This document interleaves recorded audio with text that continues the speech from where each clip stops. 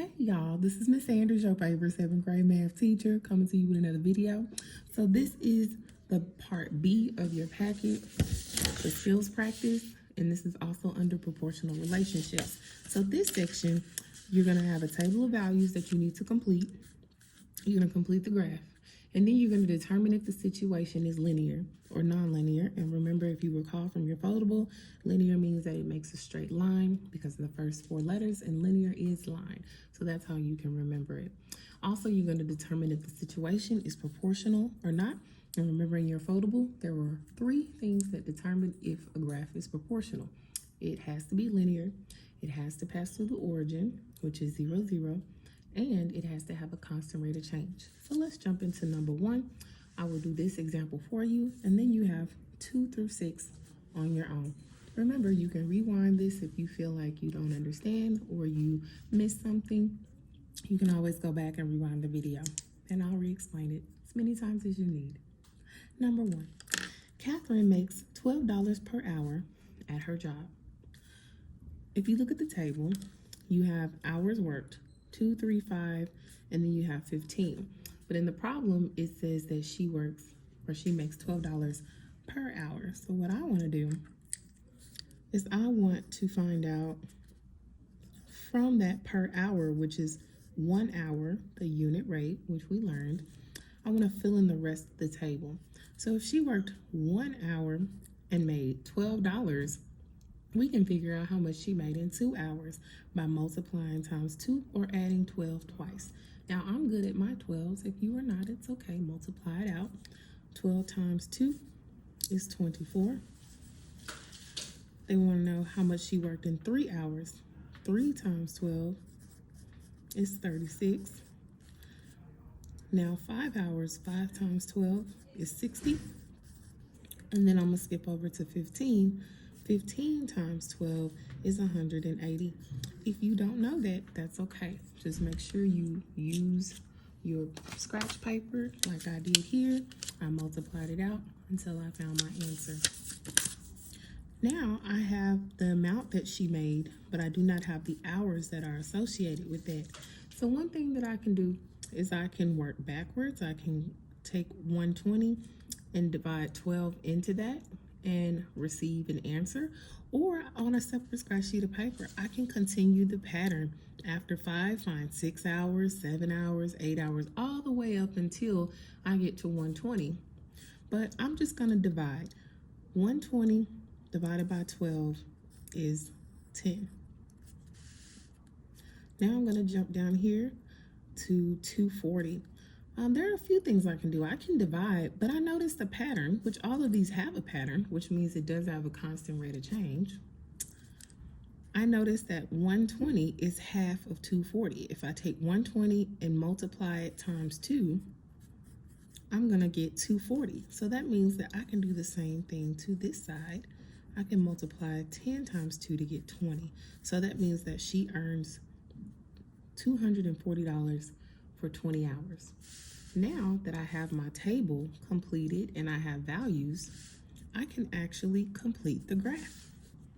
So here on the graph, I have my hours worked on the x-axis, and I have the payment in dollars, or the amount that she made.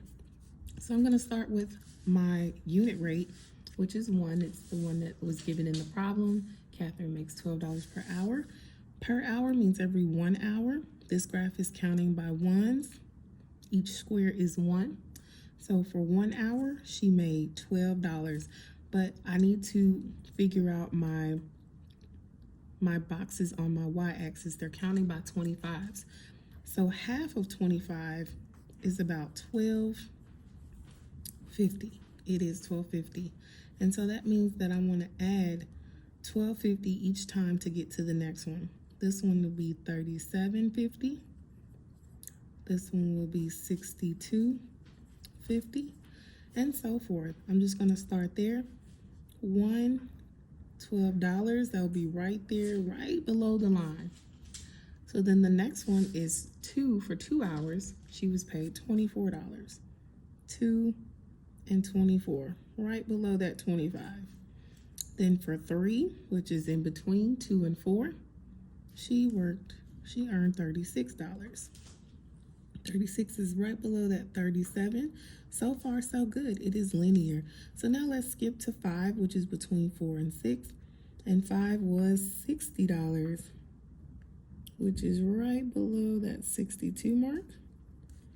10, I'm going to skip over, was 120, which is right below that 125. And then 15, which is between 14 and 16. I'm gonna go up until I see about 180, which is right over the 175 mark. And I can keep graphing. So far, this is a linear graph because the values are going in a straight line. I'm gonna use my sticky to connect the dots. And it's okay if you're not perfect. The graph shows me that this is linear. So I have determined this is linear. Check it off. Now I need to know if it's proportional. There are 2 other ways I tell if it's proportional or not. It needs to pass through the origin, which is 0, 0. I definitely see that here. And the origin, again, is where the X and Y axis meet. I can check that off. And then, does it have a constant rate of change? And it does, because this graph, every hour she works, she earns $12. And we saw that here as we were creating the table. So I can check that off, that it has a constant rate of change. Also, we just learned about the constant of proportionality, which is K. And we know that K is Y over X. And in our table, X always comes first, then Y. Or in our graph, Y and X. So if I look at the table, my X is 1, my Y is 12. So I just need to put that here. K equals 12 because that's my Y. And X is 1. So my constant of proportionality is 12. It didn't ask us to find that, but I thought that I would tie that in since we just learned that in class today. Today meaning October the 2nd or 3rd, depending on when you have me in class.